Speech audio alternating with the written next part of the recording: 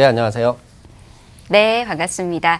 자, 한 주의 시작입니다. 탄탄한 전략도 세워나가면서 고민까지 해결해 나가는 그런 날이 됐으면 참 좋겠는데요. 항상 스마트 돋보기 통해서 모든 분들께서 좋은 전략도 세워나가고 있는 것 같습니다. 오늘 살펴볼 지역도 궁금한데요. 이사님, 어디 또 살펴보면 좋을까요? 네, 오늘 스마트 돋보기 세 번째 시간입니다. 뭐 그전에 이제 다른 상승률이 높은 지역들 제가 이제 한 4지역을 좀 짚어드렸는데 이번 시간에는 서울 지역별 특성 세 번째 살펴보기 세 번째 시간입니다. 그래서 상위 6개 지구 중에 오늘은 강남, 송파 지역을 좀 알아보려고 합니다. 그래서 서울 상승률이 13.44% 그 위에 있는 그런 지역들을 좀 알아보도록 하겠는데요. 역시 이제 강남구입니다. 뭐 강남구가 어찌됐건 상승률을 좀 주도를 했는데 전체적으로 퍼센테이지가 그렇게 뭐 상위에 있는 것보다 그렇게 크게 차이 나지는 않습니다. 0몇 %의 차이를 보여주고 있고요. 이제 2018년 아파트 상승률 5위에 해당하는 그런 상승률이고 전년 말 대비 15.2%가 상승을 했습니다. 강남구는 이제 보시면 뭐 역삼동, 삼성동, 압구정동, 수소동 이제 거주 지역으로 좀 구분을 할 수가 있는데 우리가 흔히 편히 좀 얘기를 하려면 아무래도 이제 중심, 강남 테헤란로를 주변으로 한 중심 업무지구, 그거의 북쪽으로 위치한 뭐 압구정이라든지 뭐 이런 지역들, 뭐 신사동이라든지 이런 지역들을 나눌 수가 있고 좀 남부 지역으로는 아무래도 개포단지들을 좀 위주로 좀 얘기할 수가 있고 군데군데 이제 강남 지역 중심 지역에 인근에 있는 그런 아파트들을 좀 얘기할 수 있다라고 말씀을 드릴 수가 있겠습니다.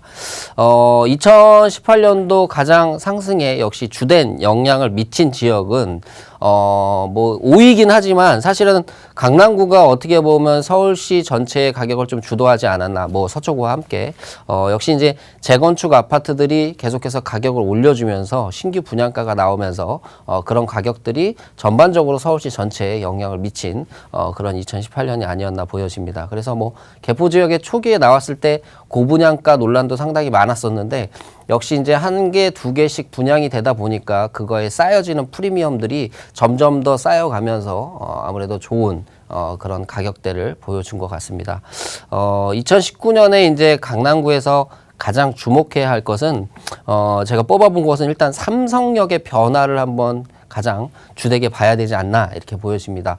아무래도 이제 아직까지 뭐 GTX 라인이 정확하게 언제 개통되고 이런 것들이 정확하게 정해지진 않았지만 결론적으로 삼성역 중심으로 그러니까 광역교통망의 중심이 삼성역 중심으로 간다.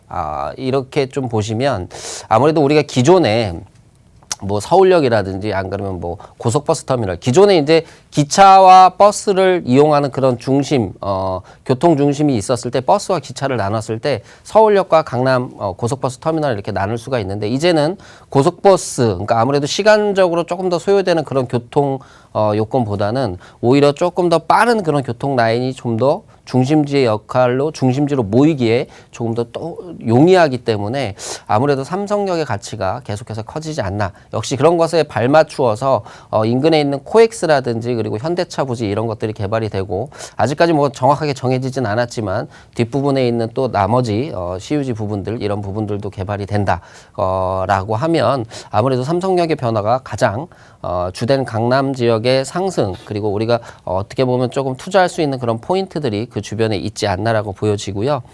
또 하나는 역시 이제 삼성역이 변화되면서 지금도 상당히 공사를 많이 하고 있는데 역시 이제 해가 지나갈수록 그 지역 주변에 변화되는 상권들을 좀 노려보시는 것도 나쁘지 않을 것 같다 이렇게 보여집니다.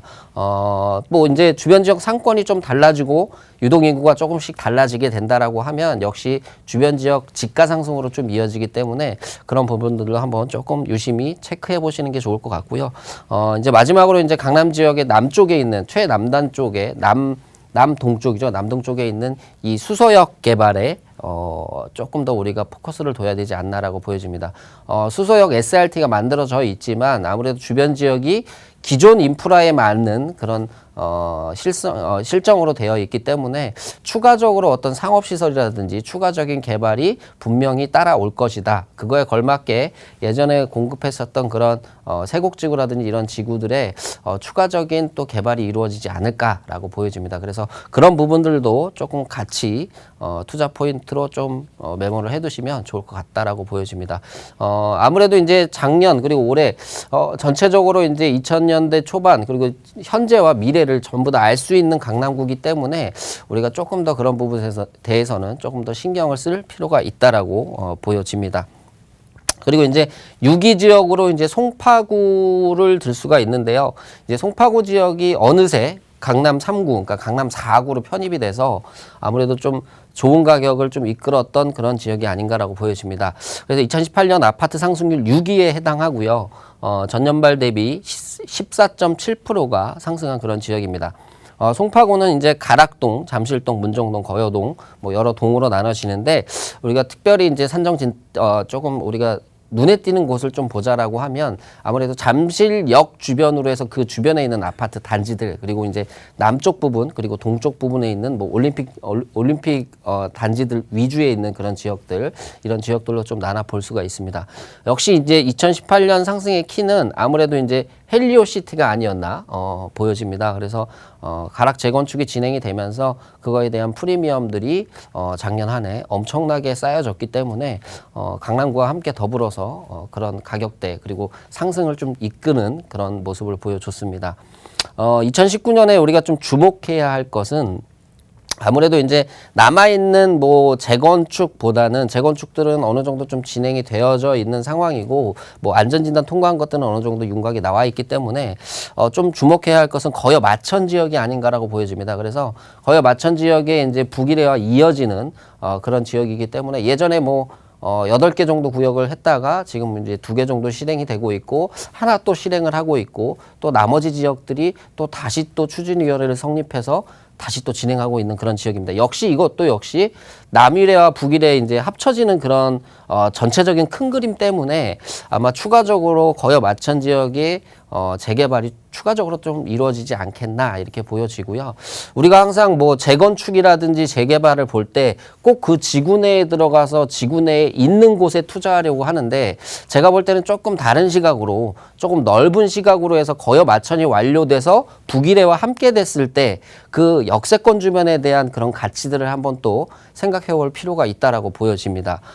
그리고 이제 또 두 번째로는 역시 송파 지역, 잠실 지역 주변으로 한 여러 가지 관광 문화라든지 여러 가지 이제 숙박 시설들, 이제 관광 기반 구축들이 조금 더 투자할 수 있는 그런 포인트가 될 수 있을 것 같고요. 이제 가장 조금 우려되는 것은 역시 이제 입주 물량이 조금 많다라는 거. 그런데 이제 입주 물량을 좀 해소시킬 수 있는 건 역시 멸실 물량이라는 거. 그렇기 때문에 올해 한 해 그리고 내년까지 과연 이 헬리오의 입주 물량들이 얼마나 다른 지역에서 멸실이 되느냐에 따라서 아마 가격 회복세의 기간을 좀 단축시키는 역할을 하지 않을까라고 보여집니다. 그렇기 때문에 그런 점들도 좀 유심히 체크해 볼 필요가 있다 이렇게 보여집니다. 오늘 제가 준비한 내용은 일단 여기까지고요.